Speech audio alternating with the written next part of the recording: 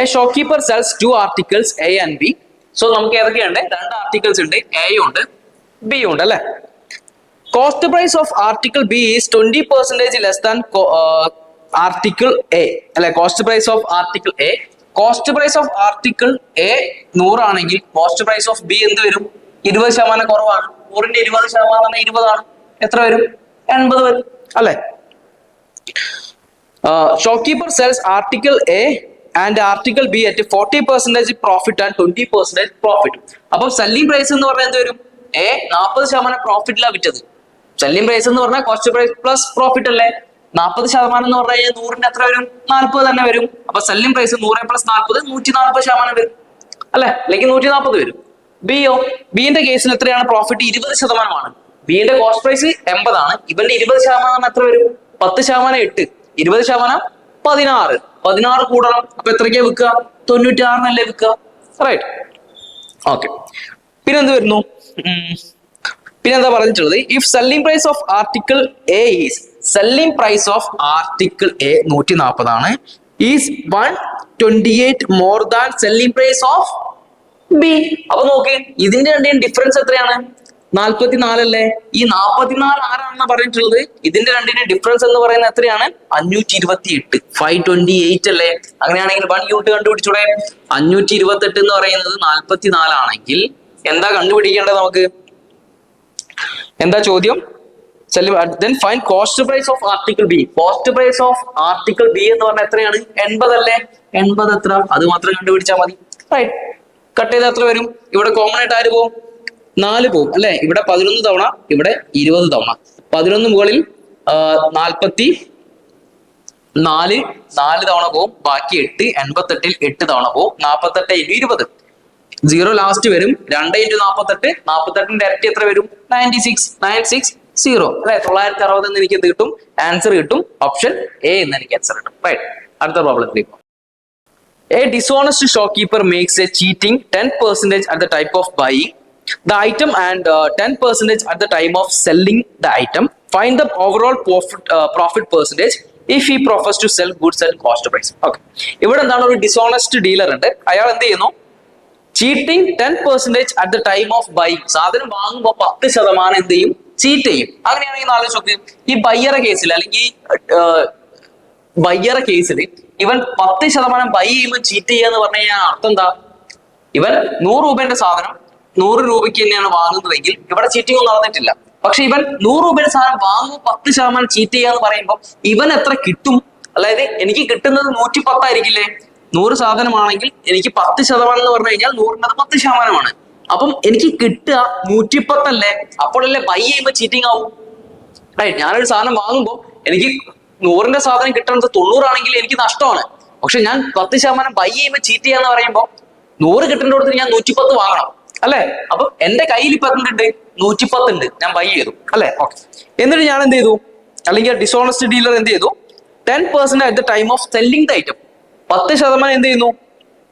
Cell ചെയ്യുമ്പോ എന്ത് കാണിക്കുന്നു? കള്ളത്തരം കാണിക്കുന്നുണ്ട് അല്ലെ. അപ്പൊ 110 സാധനം എനിക്ക് വിൽക്കാനുണ്ട്. 100 രൂപയ്ക്ക് സാധനം വാങ്ങിയിട്ട് 110 എനിക്ക് വിൽക്കാനുണ്ട്. എന്റെ സെല്ലിംഗ് പ്രൈസ് എന്ന് പറഞ്ഞാൽ ഇവിടെ എത്ര വരും?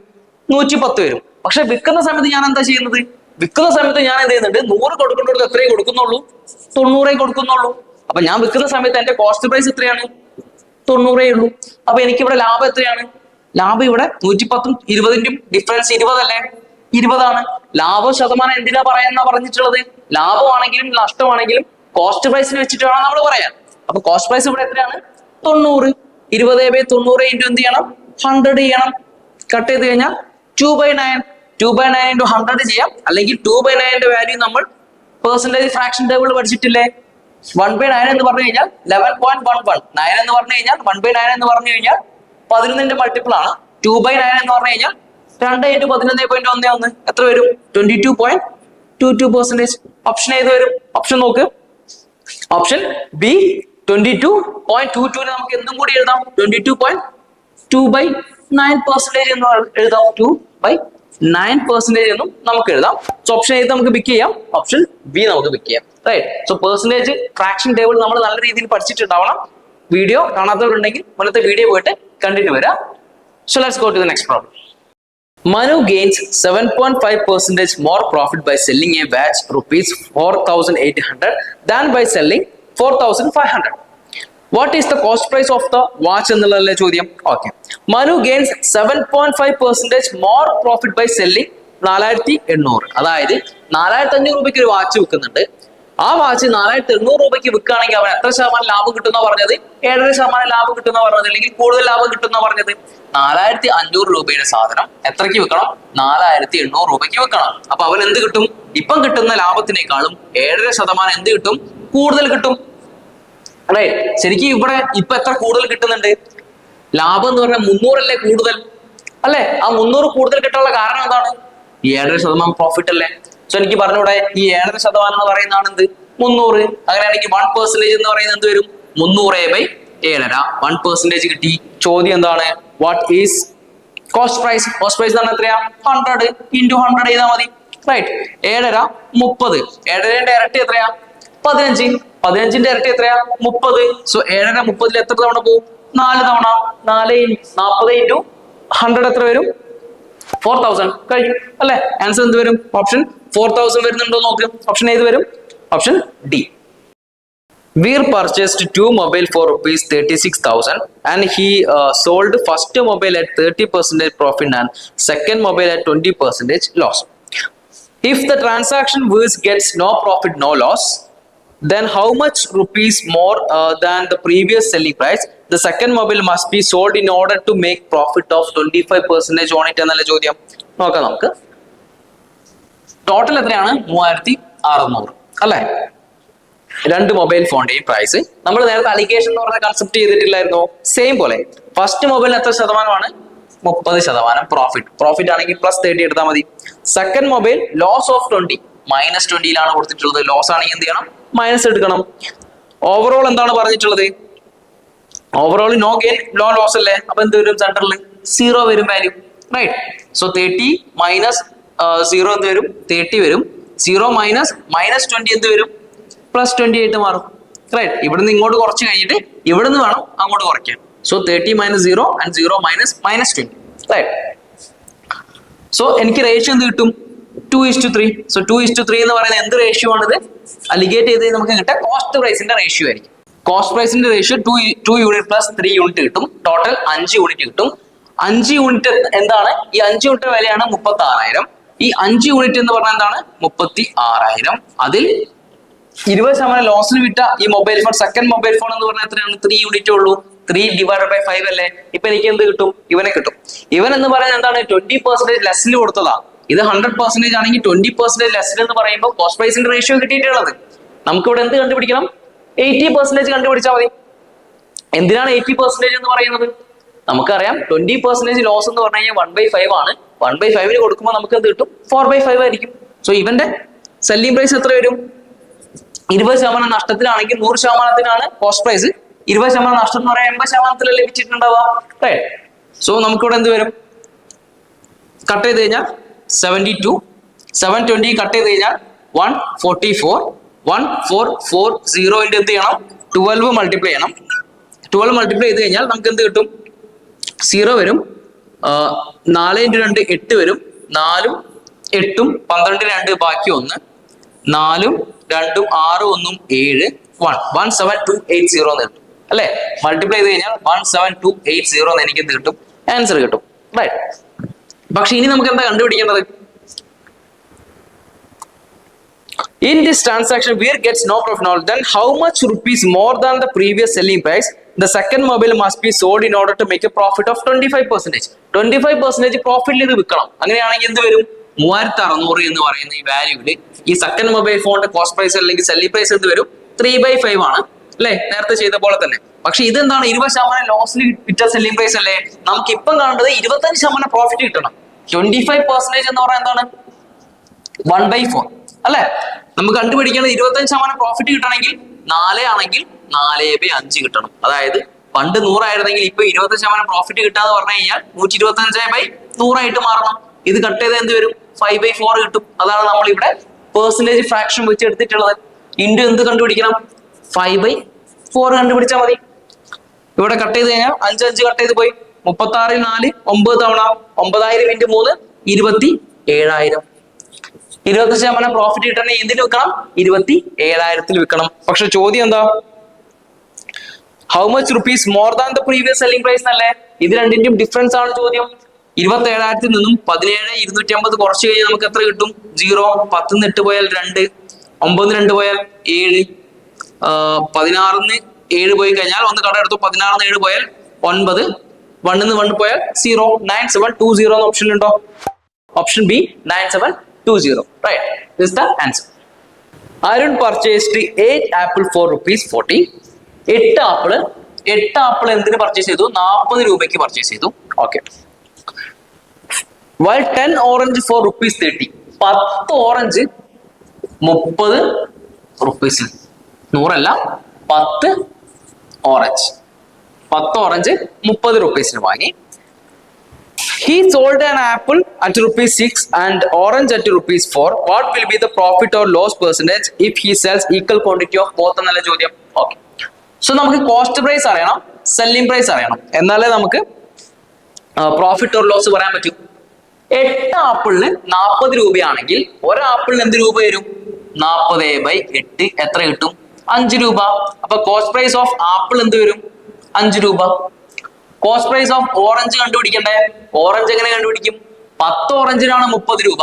ഓരോ ഓറഞ്ചിന് എന്ത് രൂപ വരും? 30/10 എത്ര കിട്ടും? 3 രൂപ അല്ലേ? ഓക്കെ. പിന്നെന്താ പറയാം? He sold an apple at ₹6. Apple ഒന്നിന്റെ സെല്ല് എന്ന് പറയുന്നത് സെല്ലിംഗ് പ്രൈസ് അല്ലെ? ഒരു ആപ്പിള് 6 രൂപയ്ക്ക് വിറ്റു. അതുപോലെ തന്നെ ഒരു ഓറഞ്ച് എത്ര രൂപയ്ക്ക് വിറ്റു? 4 രൂപയ്ക്ക് വിറ്റു.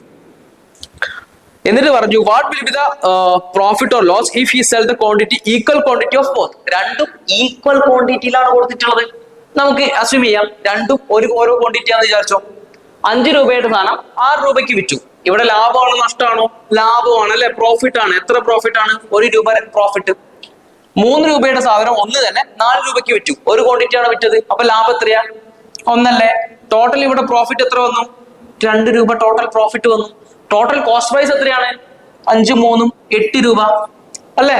8ൽ 2 ആണ് പ്രോഫിറ്റ്. ഇത് ചെറുതാക്കി കഴിഞ്ഞാൽ 1/4 എന്ന് കിട്ടില്ലേ? 1/4 ആണ് ഇവിടെ പ്രോഫിറ്റ്. 1/4 എന്ന് പറഞ്ഞു കഴിഞ്ഞാൽ എത്ര ശതമാനമാണ്? എനിക്കറിയാലോ, പെർസെന്റേജ് ഫ്രാക്ഷൻ ടേബിൾ അല്ലെ? 25% ഓപ്ഷനിലേക്ക് നോക്ക്. ആൻസർ എന്ത് വരും? Option C 25%. കഴിഞ്ഞു. ഈസി പ്രോബ്ലം അല്ലെ? അടുത്ത ക്വസ്റ്റ്യൻ പറയുന്നത് എന്താണ്? There are 3 articles ABC having same cost price which are sold at 10% profit, 15% profit, 10% loss respectively. Find the overall profit or loss percentage അല്ലേ? ഓക്കെ. നമുക്കിവിടെ ആരൊക്കെ ഉണ്ട്? എ ഉണ്ട്, ബി ഉണ്ട്, സി ഉണ്ട്. കോസ്റ്റ് പ്രൈസ് എന്താണെന്ന് പറഞ്ഞിട്ടുള്ളത്? കോസ്റ്റ് പ്രൈസ് എന്ന് പറയുന്നത് എന്താണ്? കോസ്റ്റ് പ്രൈസ് സെയിം ആണെന്ന് പറഞ്ഞത്. എല്ലാത്തിന്റെയും കോസ്റ്റ് പ്രൈസ് എന്താണ്? സെയിം ആണെന്ന് പറഞ്ഞു. അപ്പൊ ഞാൻ കോസ്റ്റ് പ്രൈസ് എല്ലാത്തിന്റെയും 100 ആക്കി എടുത്തു. എ 100, ബി 100, സിന്റെ കോസ്റ്റ് പ്രൈസ് എത്രയാണ്? 100. റൈറ്റ്. എ എങ്ങനെയാ വെച്ചിട്ടുള്ളത്? എയുടെ സെല്ലിംഗ് പ്രൈസ് കണ്ടുപിടിക്കാൻ കോസ്റ്റ് പ്രൈസ് പ്ലസ് പ്രോഫിറ്റ് അല്ലെങ്കിൽ കോസ്റ്റ് പ്രൈസ് മൈനസ് ലോസ് ആണ് എന്ത്? സെല്ലിംഗ് പ്രൈസ് എന്ന് പറയുന്നത്. ഇവിടെ എന്ത് കിട്ടും? ആദ്യത്തെ കേസിൽ 10% പ്രോഫിറ്റ് ആണ്. അപ്പൊ സെല്ലിംഗ് പ്രൈസ് എന്ന് പറഞ്ഞാൽ എന്ത് കിട്ടും? 100ന്റെ 10% പ്രോഫിറ്റ് ആണെങ്കിൽ 110 വെക്കണം അല്ലെ?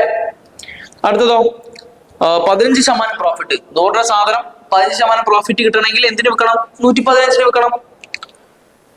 And loss 10% loss respectively. 100ന്റെ സാധനം 10% ലോസിന് വിൽക്കണമെങ്കിൽ 90 വിൽക്കണം. ഓവറോൾ പ്രോഫിറ്റ് ഓർ ലോസ് ആണ് ചോദ്യം. ടോട്ടൽ കോസ്റ്റ് പ്രൈസ് എത്ര വരും? 100 + 100 + 100. ടോട്ടൽ കോസ്റ്റ് പ്രൈസ് 300 വരും.